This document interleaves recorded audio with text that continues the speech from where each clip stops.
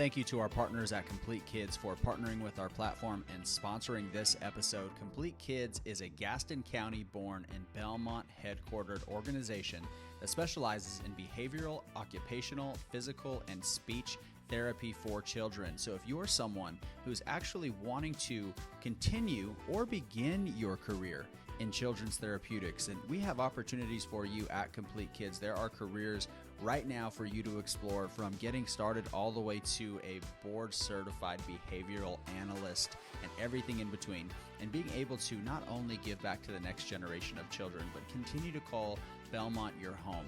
Compleat Kidz has received approval from Belmont City Council to occupy the old Belmont Middle School and will be occupying in 2023. So if you want to call the Belmont Middle School your office and be a part of this culture, giving back to the next generation of children and still having the opportunity to be in our community, then visit CompleatKidz.com and select the Careers tab. Thank you again for your partnership, Compleat Kidz. Back to the episode. If I'm asking, and actually most times I am asking someone that has no idea, what's your mission? What am I being a part of when I give to the River Room or to the Riverkeeper? What is the mission of Catawba Riverkeeper? Yeah, so it's a fairly simple mission that's very complicated to execute. The mission is to preserve, protect, and restore the waters of the Catawba River Basin through education, advocacy, and engagement for all. And the reason that's so hard to execute is that the challenges that our river faces didn't happen overnight. They happened over decades. They happened over centuries. You know, this river has been actively used by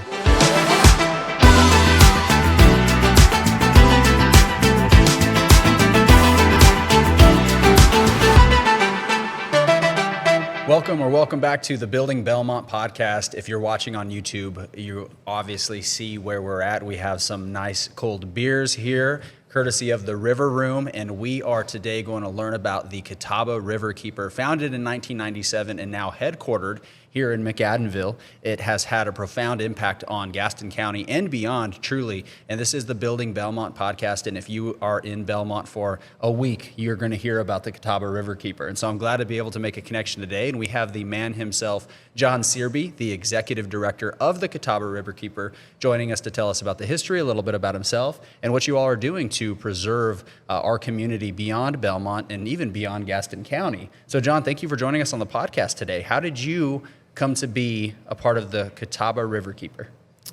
Well, you could probably take up the whole podcast with my professional background, but I'll try to keep it succinct. So 10 years in college basketball coaching, and kind of worked my way up through the ranks and eventually became an assistant at Auburn University.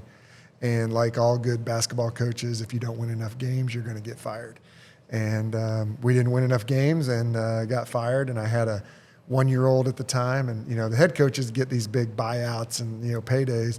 The assistant coaches get a 2-month severance and sweep you out the door. So I was looking for something to do, wanted to stay in athletics, but coaching had come to an end for me. So I got into corporate sponsorship, sales, and marketing. Did that for 10 years in a variety of different organizations, and landed with a group called Adams Outdoor Advertising, a billboard company that people know around here.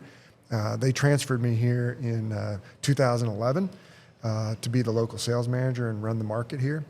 And we lived up in the Lake Norman area at first, and my wife and I and our family have always been into the outdoors, so we were drawn to the lakes area.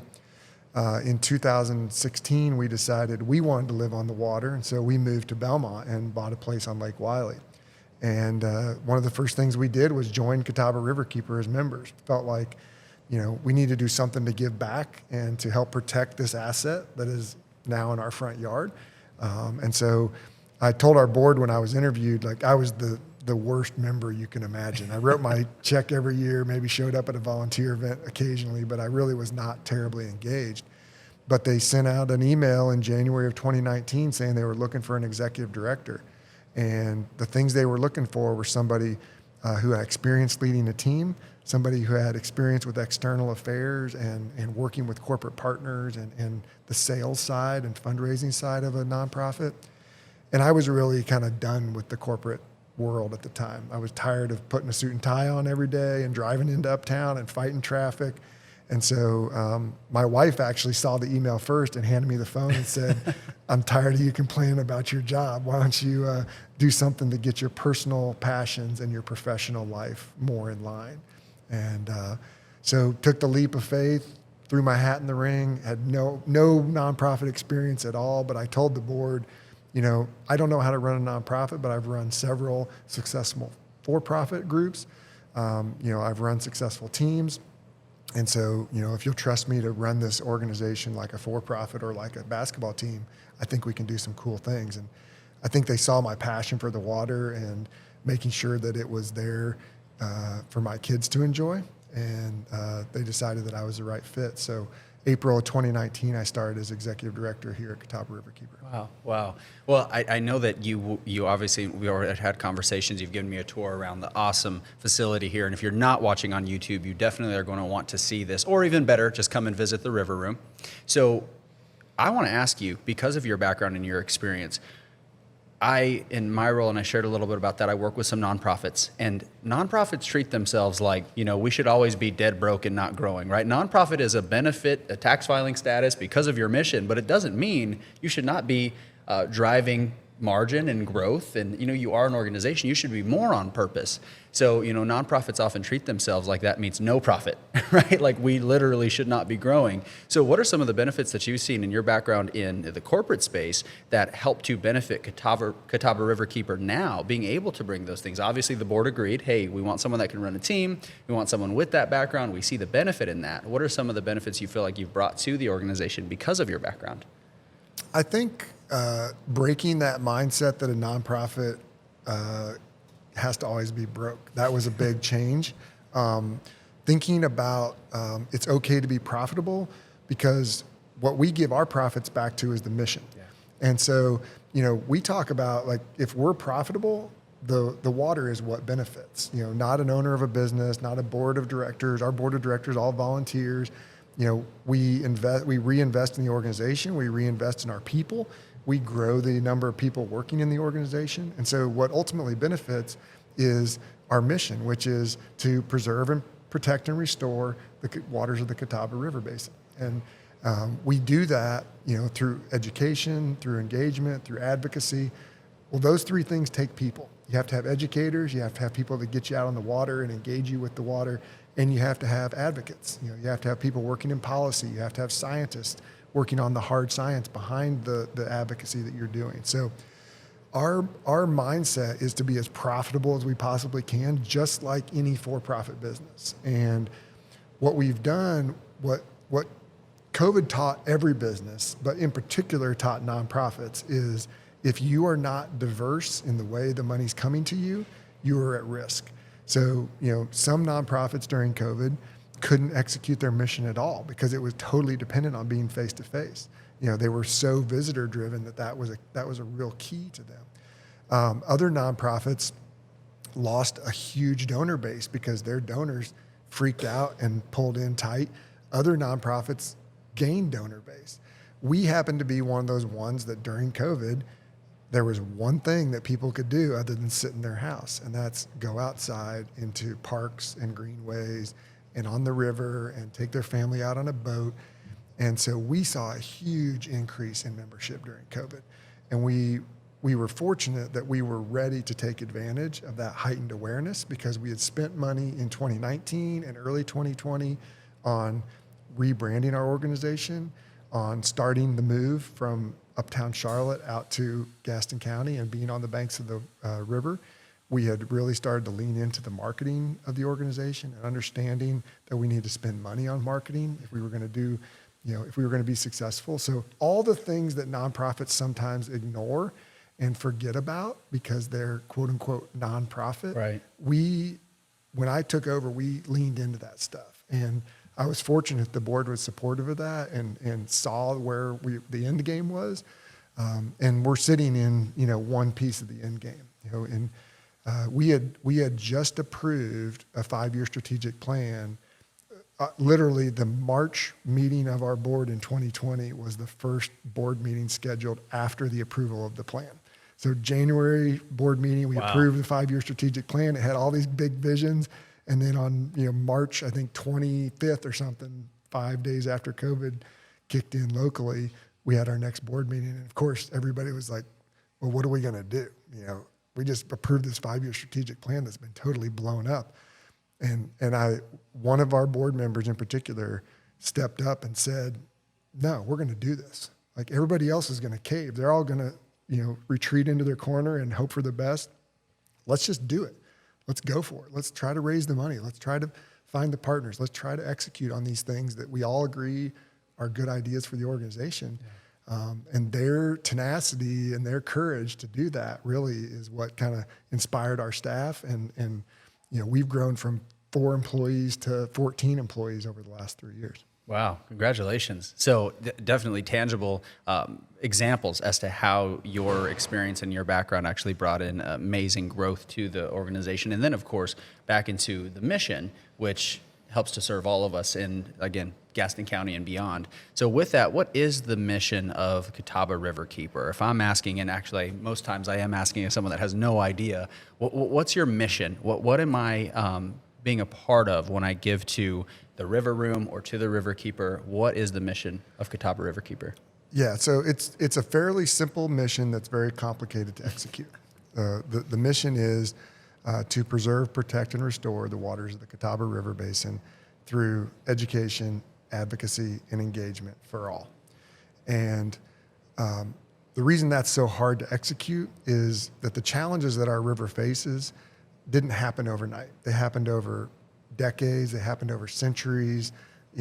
This river has been actively used by humans for about 10,000 years. The Catawba Indian Nation were really the original river keepers, and they had a much greater appreciation for the importance of the river than white men who followed them.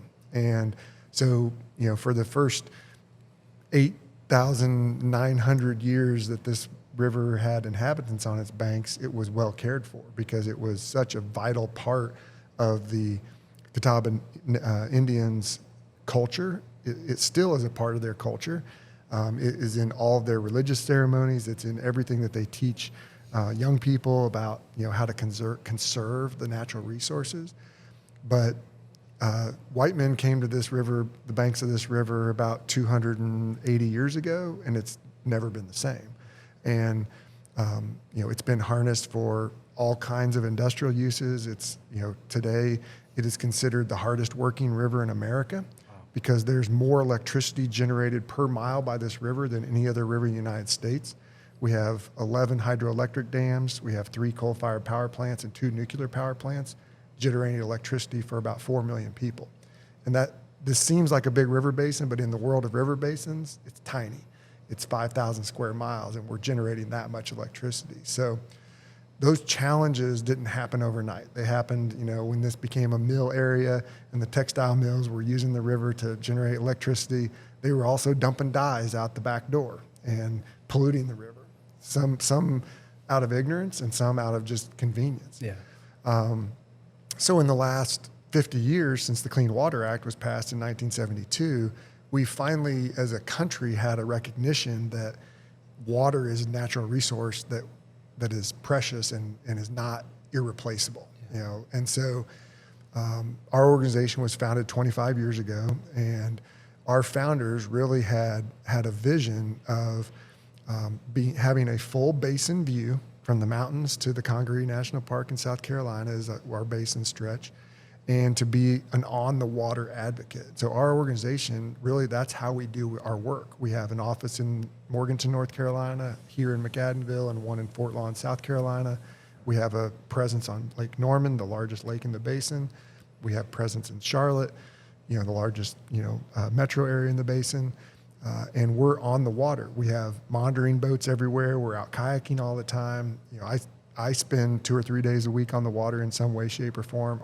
Our scientific team is on the water almost every day because we're trying to be the eyes and ears of the river and then giving the river a voice. That's really what our organization is all about. You've worked with a lot of nonprofits. No nonprofit exists unless there's a gap, right, between what the public demands and what the private and public sector supply. And so we're trying to fill that gap for the water. Wow. So, Wow. It's a good way. It's a great way to think about it. You know, as you were talking, I was just putting the pieces together because I wanted to ask about the South Fork River. I've heard tales of the South Fork River. It used to be called the Rainbow River or something like that because the textiles would dump the colors in there and the river would change colors. Is that true? That's true. Yeah. So I realized that if we trace that all the way up here, was this building a mill before? It was, yeah. Okay. The building we're sitting in today, where the river room is and where our headquarters are, was a 1940s addition to the original mill in downtown McAdenville. So the original mill was built in 1887. It is historically significant because it was the first electrically lighted mill in the United States. Wow. So Thomas Edison himself installed a device called a dynamo onto the hydroelectric unit, which downgraded the power to AC/DC power so that you could actually turn light bulbs on. So depending on your perspective, that was either one of the greatest inventions ever if you're a mill owner, because now you can run 3 shifts a day with electric lights. If you're a mill worker and now you have to pick up an extra 8-hour shift, maybe it's not so great. But this town has been harnessing the power of the river since 1887 to generate textiles. And this building was built right before World War II to help meet the demand, growing demand for textiles in the United States at the time. Okay, so now the Dynamo 31 is starting to make sense. That's the right. Dynamo, what's the significance of the 31? So it was the 31st dynamo device that Thomas Edison ever built, and he personally installed this one. There's a picture at the Gaston Historical Museum in Dallas of Thomas Edison with the dynamo standing in front of the McAdenville Dam. Wow. And so Dynamo 31 is the name of this development, and we're the anchor tenant here. We share this. There's 3 other tenants, and then there's 2 vacant spaces that are still looking for. We're looking for some neighbors. Okay. Well, again, this platform exists to capture stories and create connections and share information. So we're capturing your story. Let's talk about connections. What kind of businesses or tenants might the Dynamo 31 be exploring right now? So right now, our current neighbors are Custom Physical Therapy and Fitness, which is a physical therapy group that just moved to McAdenville last summer, about the same time we did. Mecca Realty is relocating from downtown Belmont. Their commercial group is relocating from downtown Belmont to here, partially because they're the commercial realtors for most of the property in McAdenville. So, makes sense. Be close to the properties you're selling. And then there is a financial planning group that is going to be taking the upstairs on the adjacent, the connected building here. There's 2 vacant spaces. Could be one big space, about 7,000 square feet, or could be subdivided down to a couple different spaces. I'm not the landlord, so I can't tell you exactly what they're looking for, but I know the people they've been talking to are Class A office type tenants. Obviously, as an anchor, we provide a place for people to come, have their lunch on the porch, grab a beer after work, activities and live music during the week. So, we're a unique tenant, but I think as downtown McAdenville starts to round out and there's more retail opportunities, there's some really cool retail coming into downtown right now. So I think any kind of Class A tenant who is looking for that kind of square footage, they're open to those conversations. Okay. Well, thank you for sharing that. I was going back to the connection I was making earlier. You mentioned that the mills, because there were so many here in the area, whether through convenience or ignorance, helped to get the river to where it is now and the work that you're providing. So that is such an interesting full circle moment that the same mill that contaminated the river now houses the organization looking to preserve and protect the river. So was that intentional as you were thinking about, wow, we're going to move into this mill? Like, it's kind of a full circle moment. Was that a thought? Yeah, and I would give all that credit to Bill Karstafen, who is the CEO of FAR Companies that owns this property. We were looking all over the place. We were looking in Mecklenburg County, in Mount Holly, in Belmont, and in Cramerton, here in McAdenville. And we met Mr. Karstafen. He really had an impact on me because he has a recognition. His family has owned this business since just before World War II. And he has a recognition of the fact that prior to 1972 and the Clean Water Act, his father and grandfather probably played a pretty significant part in some of the challenges that the river faces today. And he told me, he is a conservationist and he sees it as his goal to, try to do everything he can in his lifetime to improve the quality of the river. So, I don't think it's an accident at all. I don't think it's an accident that we're here. I don't think it's an accident that the Carolina Thread Trail is expanding up and down the South Fork, and people are moving to Gaston County who enjoy the outdoor lifestyle, and they want to bike and they want to hike and they want to, take their families on walks, and they like the small town communities. And the river, these were cool little small river towns, 150 years ago. And so, bringing them back to their cool small town vibe is not as far reach as some people think, because that's what they were built to be in the first place. The communities that these mills built were incredibly tight knit. There was a lot of what we consider community. People doing life together. They're working together. They're going to school side by side. So they're going to all the same sporting events and things like that. That's been going on in these mill towns for 100+ years. So the fact that they're all kind of reclaiming that identity is pretty cool to me. Yeah, no, it is. And again, these communities, there's something about it. You're not from here originally. I may have got this wrong in your bio. Where are you originally from? Illinois. Okay, Illinois. I just remember Tennessee being a pivotal moment. I went to school in Tennessee. Okay, there it is. From Illinois, but yet here and have this passion for this community. Sometimes you'll run into people here in the community, and I mean Gaston County as a whole: Gastonia, McAdenville, Cramerton, Belmont, Mount Holly. Now I feel obligated to say all of them: Ranlow, Lowell, Stanley, all of them, right? You run into people from around here, and they have this passion for the community, and you almost want to ask them, hey, are you from here? And 9 times out of 10, they're not. But this community does something for those that aren't from here that helps to preserve it, that they act like they were born and raised here, like they're protecting generations of legacy. And truthfully, my wife and I, we've lived here for about 5 years now, and your family moved here 2016. Yep. And you would think you were born and raised here, and so there's something that this community does to induce that says, we want to look forward to what can be, but also honor what was. And I tell this story once in a while. I had a friend who moved here about 2-3 years ago, he and his wife, and we were at the Friday Night Live this summer, and they did it in the yard up there by the big field up there by the middle school. And he had a friend who lives in Fort Mill who came up for Friday Night Live, and my friend, he and his wife live here in Belmont. And it was asking, well, what are they going to do with that middle school? And my friend who lives here said, yeah, this is kind of what they're wanting to do as far as, preserving it and bringing new life into it. And the friend from Fort Mill says, well, why don't they just tear it down and develop it? And my buddy who lives here says, that's not how we do things around here. Yeah. We honor what was. And you would think he's from here with that kind of mindset. So as much as people don't necessarily love all of the growth, I do think that the growth now is very thoughtful. There's thoughtful development and there's thoughtful growth, and the people that live here do care about the community, the rivers, what we have to offer, and don't want to leave. So there's something to that. Yeah, I agree. And I think the challenges that growth present challenges to the river as well. We get involved a lot with new communities, new neighborhoods, new commercial projects, because anytime you add impervious surface to what used to be forested, you're changing the trajectory of the river. You're moving water to the creeks and streams and ultimately to the river and lakes faster than God designed it to be. And so, we are banging that drum on a routine basis. I sometimes joke with people, like, anybody who's ever moved here wants to pull a drawbridge up behind them and not let anybody in.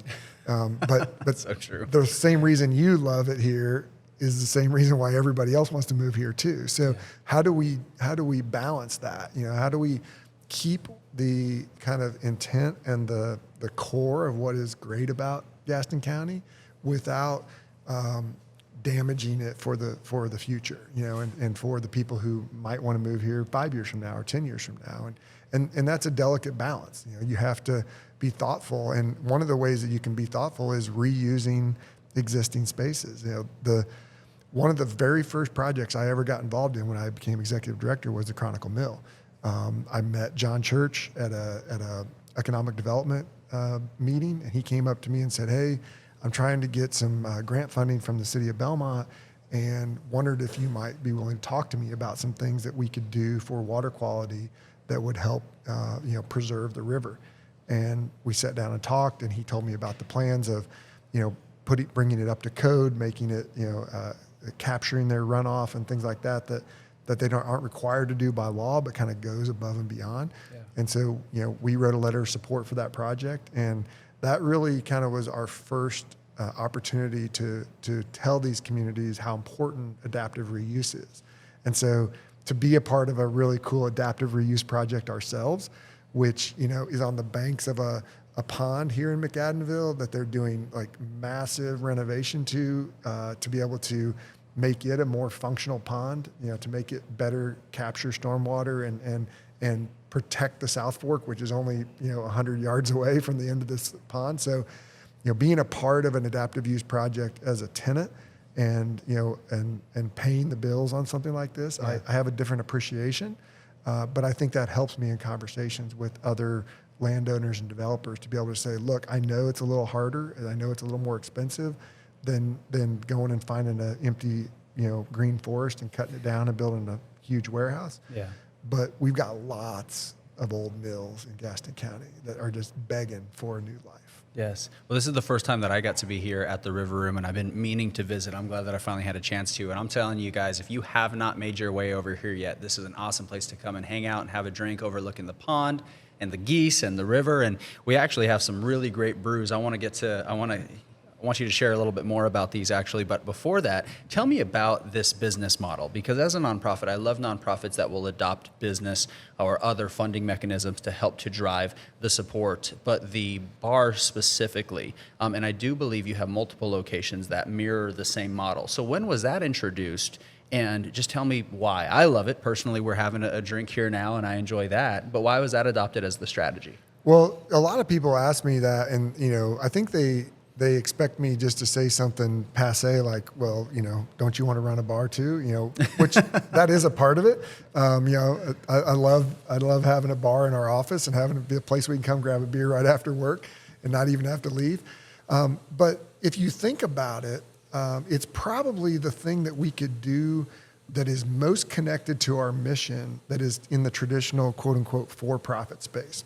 So 96% of these beers we're drinking is water. And these beers, because this is the only type that we pour here, took their water from the Catawba River. So we can sit here and have a conversation about how important it is to protect the water quality of this, because we have to have great water to have great beer. And if 96% of this beer is made of water from the Catawba River, then I have an opportunity to have that conversation with every single person that comes in here. Wow. And, we've hosted, we've had roughly 2,000 clients in the first 4 weeks that we've been open, or customers. And we've been able to have that conversation with, 3/4 of them, because they come up and, they ask that exact same question. So why is a nonprofit running a bar? Well, because that beer is made of water that comes from this river. And if we don't protect it, your state is not protecting it. The EPA is not protecting it. So you, as a citizen, have a responsibility to protect it. You don't have the time to do that by yourself, but Catawba Riverkeeper does. So you pay your $50, your $100 a year to become a member, lend your support, come in here and buy beer, hang out with us, participate in our volunteer events. Now you are actually participating in protecting your own water. These waters belong to you. If you live in the Catawba River Basin, you own a tiny little part of this water. So I see it's also your responsibility to protect your own water. Well, since you don't have the time to do that yourself, we have developed an organization that gives you opportunities to do that. And only so many people are going to write us a $50 or $100 or $200 check a year. It's just not their priority. Yeah. But a lot more people than that will come in and drink a beer with us. And so every penny that we make off a beer goes back into that lab in the back of the building that I showed you to ensure that we're protecting water quality on your behalf. Wow.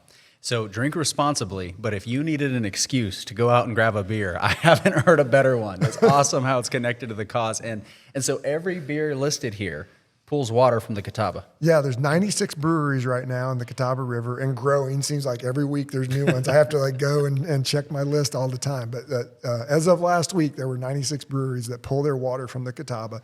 And if you talk to brewers, particularly the big breweries in Charlotte, they will tell you they had a choice of where they were going to put their brewery.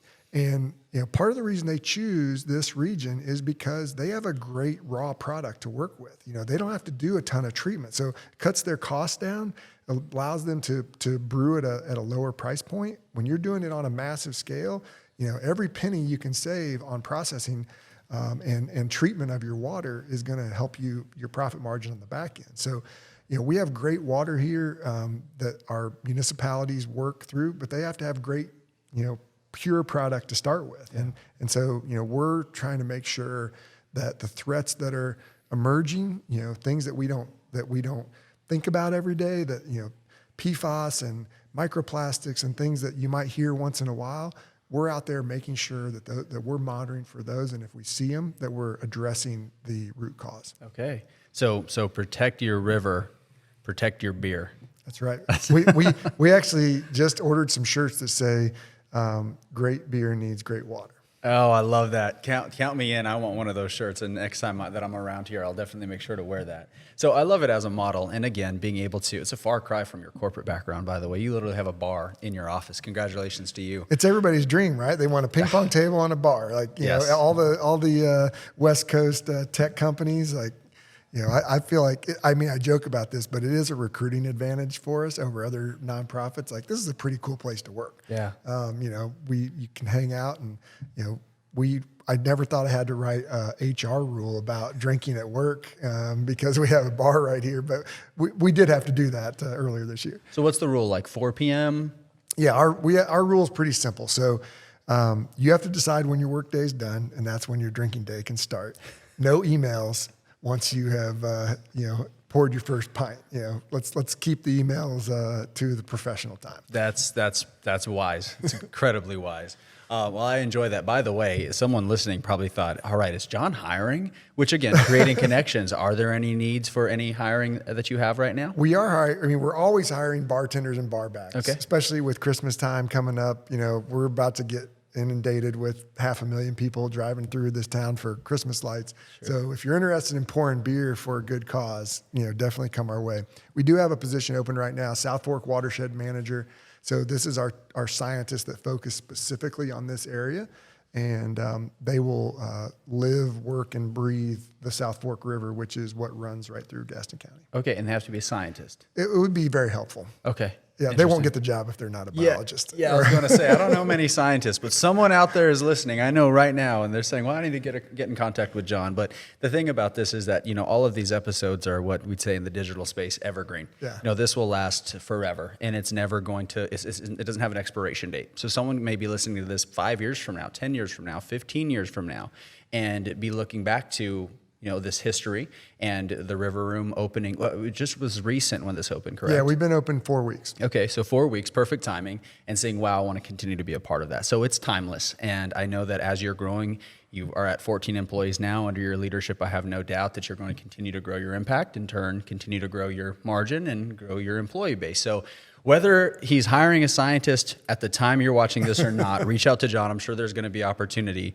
But, John, I've really enjoyed getting to connect with you and hear more about the story because, again, Catawba Riverkeeper is synonymous with anything going on in Gaston County. You hear about it often, but not often have I had the opportunity to actually connect with it. So I'm excited for people that don't know that it's in our backyard to be able to experience it and come and support your cause, whether it be through membership or coming and simply buying a beer. So thank you for spending that time. I feel like I could pour beers and talk to you all day long, but we'll go ahead and land the plane on this episode now. But thank you for the time. I want to make sure, though, is there anything that we missed about the organization, your mission, maybe some upcoming events, the space? I know you can rent it for corporate rentals or parties. Is there anything that we missed that'd be helpful for you to share with the public? All those things are true. I think the one thing that I would leave with people, because no matter when they listen to this, this is going to be relevant. Membership is the most important thing to us. That's why we operate this as a private club. So, if you're a Catawba Riverkeeper member, you're automatically a member of the River Room. If you walk in off the street and you never heard of us and you're not quite ready to make that full membership commitment, we'll sell you a limited membership for $1 that'll get you through, that day's in enjoyment. But membership is important because it's what gives us a voice. When we sit down with elected officials in Raleigh or in Columbia, South Carolina, or even locally officials, They want to know how many people we represent. We have almost 7,000 members across 26 counties in South Carolina. Wow. I can tell you, when I walk into a meeting in Raleigh and I can say, of our 7,000 members, almost 4,000 of them live in the state of North Carolina, I have their attention. It doesn't take very many people to get an elected official's attention. And so membership is everything to us. So no matter if you're listening to this now or 5 years from now or 10 years from now, CatawbaRiverkeeper.org, the button to join is big and bold. Click on it and become a member today. That's the most important thing. Awesome. I'm glad you mentioned that actually for advocacy and legislation purposes. Is there any major legislation or advocacy efforts that you're driving right now that people should be made aware of to speak to their local government about? Yeah, we're two in particular that I would mention. Number one, there's a stormwater bill that we're working to actually get a restriction repealed in the state of North Carolina, so that small towns like McAdenville are able to put stronger regulations and stronger requirements on development than might be the state standards. Right now, the state holds you to a very minimum state standard, and local municipalities are not allowed to go above that. So we're trying to get that repealed because a lot of these communities want to do the right thing, and if the state's holding them back, they don't have any power to do that. The other one, which is in both North and South Carolina, is around a contaminant called PFAS. So this has been in the news a lot.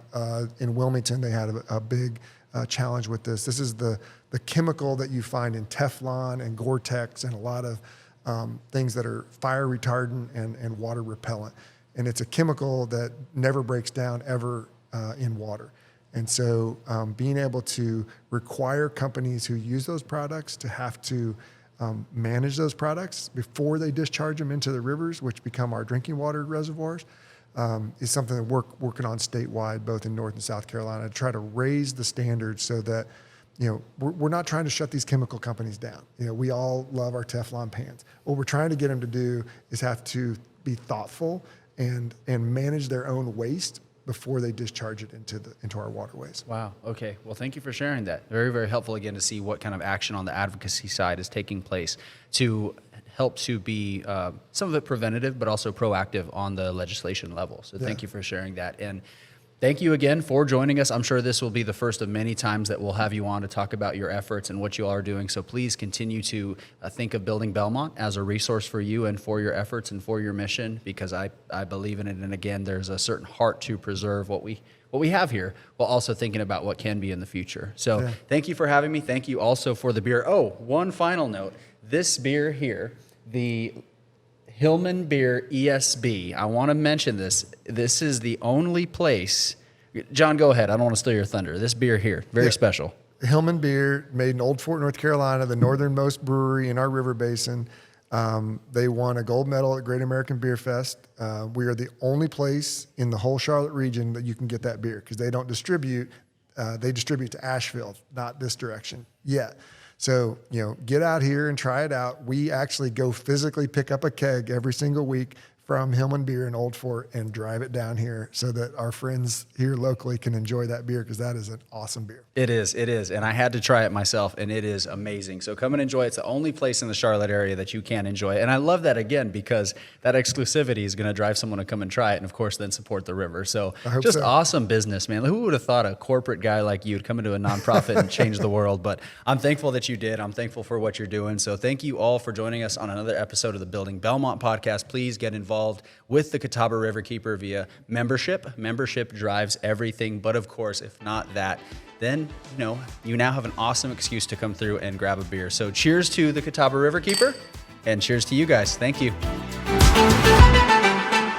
Thank you for joining us for another episode of the Building Belmont podcast. I'm your host, Keanu Trujillo, reminding you to subscribe, rate, and review on your favorite podcast platform. Be sure to like and subscribe if you're watching us on YouTube. And of course, share with a friend, share with a neighbor. We'll see you again next week as we capture more stories, create more connection, and share more information here on the Building Belmont podcast.